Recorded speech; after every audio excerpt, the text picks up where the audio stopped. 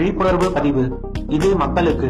உலகப் போரில் ஜப்பான் நாடு மீது அமெரிக்கா குண்டு போட்டதால் அதன் பிறகு இன்று வரை அமெரிக்காவால் ஜப்பான் நாட்டில் ஒரு குண்டு ஊசி கூட விற்க முடியவில்லையாம். காரணம், சட்டம் ஏதும் கிடையாது. மக்கள் வாங்க மாட்டோம் என்று உறுதி எடுத்ததால் தான். சீனா நம் நாட்டில் சில இடங்களை கைப்பற்றி உரிமை கொண்டாடுகிறது. நம் தேசிய இறையாண்மைக்கு சவால் விடுகிறது. இன்று சீனாவின் அமைச்சர் நம்மை மிரட்டும் தொனியில் சொல்கிறார், இந்தியா தன் படைகளை பின்வாங்கவில்லை என்றால் பாகிஸ்தான் ஆக்கிரமிப்பு காஷ்மீரில் சீனா உள்ளே வரும் என்று.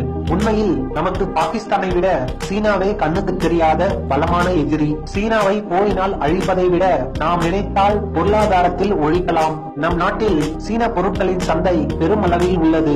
நம் ஒவ்வொருவரது வீட்டிலும் குறைந்தது ஒரு சீன பொருளாவது நிச்சயம் இருக்கும். சீன பொருட்களை முழுவதும் புறக்கணிப்போம். தரமான இந்திய பொருட்களை மட்டுமே வாங்குவோம். நம் தேசம் நம் கையில். இது மத்திய அரசுக்கு.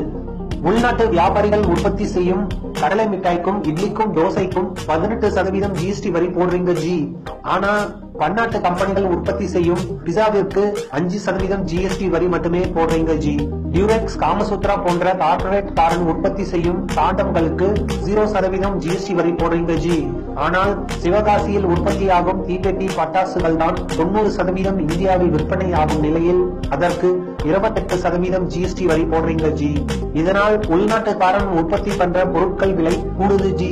அவர்களுடைய வியாபாரம் கடுமையாக பாதிக்கப்படுகிறது ஜி. இதனால் சீன பட்டாசுகள் இந்திய சந்தையில் ஊடுருவி அந்த நாட்டு பொருளாதாரம் வளருது ஜி. நம்ம பொருளாதாரம் டவுன் ஆகுது ஜி.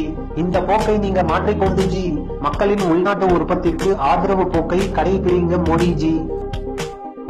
இந்த வீடியோவை பார்த்துக் கொண்டிருப்பவர்களுக்கு அனைத்து மக்களுக்கும் மத்திய அரசின் கவனத்திற்கும் சென்றடையும் வரை இந்த விழிப்புணர்வு வீடியோவை விடாம ஷேர் பண்ணுங்க நண்பர்களே.